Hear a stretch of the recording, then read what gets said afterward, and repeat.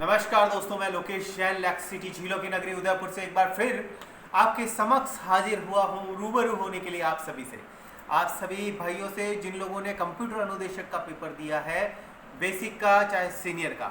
18 जून को जो basic computer अनुदेशक का पेपर हुआ था उसमें दो पेपर हुए थे। पहला पेपर जो हुआ था वो और दूसरा पेपर जो हुआ था वो दोनों ही पेपर पूछकर कठिन दिए गए, क्योंकि गवर्नमेंट नहीं चाहती थी पूरी 10,000 सीटें भरी जाएं, क्योंकि ये वैकेंसी शुरू से ही विवादों में रही है। और आईटी वाले जो ग्रेजुएट बेरोजगार हैं उन लोगों ने आंदोलन करके इस भर्ती को लाया है। पहले इसको संविदा बेस पे लाई जाने वाली थी। जब गोविंद सिंह जी डोटासरा शिक्षा मंत्री थे, उन्होंने पूरी कोशिश की थी कि वो शिक्षा मंत्री रहते हुए इसको संविदा बेस पे लाए, क्योंकि उसमें उनका बहुत सारा फायदा इसके अंदर था। लेकिन जब आंदोलन हुआ, दिल्ली में हुआ, 1 महीने तक आंदोलन हुआ, बच्चे सड़कों पर उतरे, गर्मी में, सर्दी में, बरसात में उन लोगों ने आंदोलन किया।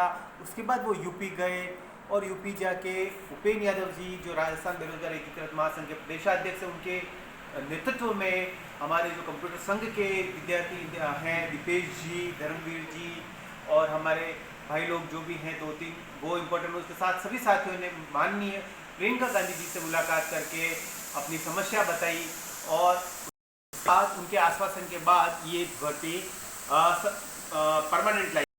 कहने का मतलब संविदा बेस पे नहीं लाई गई, इसको रेगुलर भर्ती के रूप में लाया गया। लेकिन उसके बाद इसका पेपर बहुत टफ बनाया गया, माइनस मार्किंग 1/3 रखी गई और अब रिजल्ट लेने में इतनी देरी हो रही है। फरवरी में इनका लगभग नोटिफिकेशन जारी हुआ, जून में इनका एग्जाम हुआ, जून जुलाई अगस्त ये 3 महीने लगभग होने आए हैं, लगभग 2 महीने से ऊपर का समय हो चुका है। वीडियो का एग्जाम इसके बाद हुआ था, उसका रिजल्ट भी आ चुका है, लेकिन इसका रिजल्ट अभी तक नहीं आया है।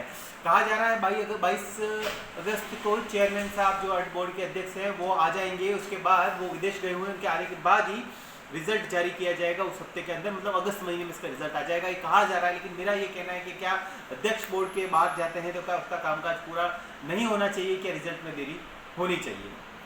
दूसरी बात, एक आंकड़ा ये भी आ रहा था कि 1400 समथिंग बच्चे ही पास हो रहे थे। इस बात में कितना दम है मुझे नहीं पता, लेकिन सीधी सी बात है कि जो 40% वाला जो मैटर है, 40% की जो क्राइटेरिया कि एक पेपर में 40% नंबर लाने जरूरी है, उसमें शिथिलता जरूर दी जानी चाहिए। शिथिलता नहीं देते हैं और 10,000 सीटें पूरी भर जाती हैं तो कोई बात नहीं है, अगर सीटें खाली देनी चाहिए।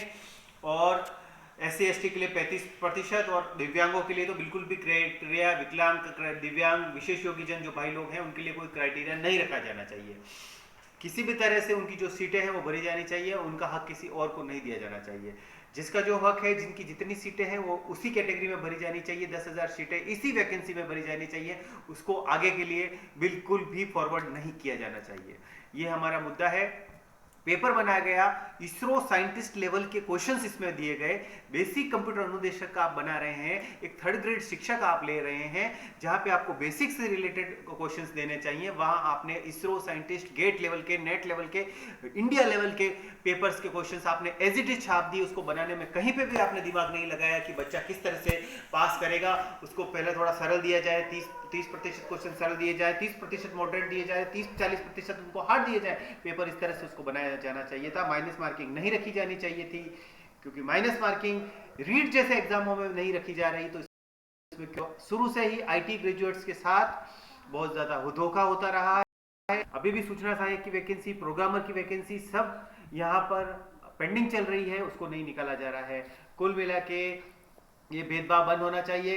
कितने ही गलत क्वेश्चन थे उनको डिलीट करना चाहिए, बहुत सारे ऐसे क्वेश्चन तो विवादित क्वेश्चन थे, बोनस कोई अंक मिलने चाहिए इनके अंदर।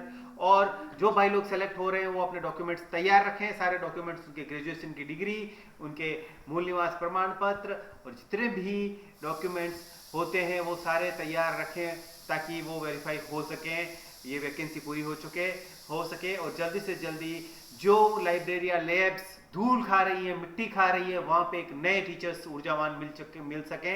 इसी आशा और विश्वास के साथ मैं लोकेश जैन आपको धन्यवाद देता हूं। आपने मेरे चैनल को सब्सक्राइब किया है, बहुत ज्यादा संख्या में नहीं किया है तो कर लीजिएगा। वीडियो को ज्यादा ज्यादा लाइक, शेयर, कमेंट कर देना, ज्यादा ज्यादा सरकार तक पहुंचे, लोगों तक पहुंचे। और दिव्यांग भाई बहन अगर कोई है तो विशेष रूप से उनका स्वागत है, क्योंकि मैं खुद आंखों से दिव्यांग हूं, तो उनकी प्रॉब्लम्स को मैं जल्दी व्हाट्सएप ग्रुप भी बनाने वाला हूँ, एक संगठन भी बनाने वाला हूँ। तो आप अपना नाम नंबर कमेंट्स में कोई पूछना चाहते हैं आप कमेंट्स में दे सकते हैं। Thank you, bye bye, bye bye.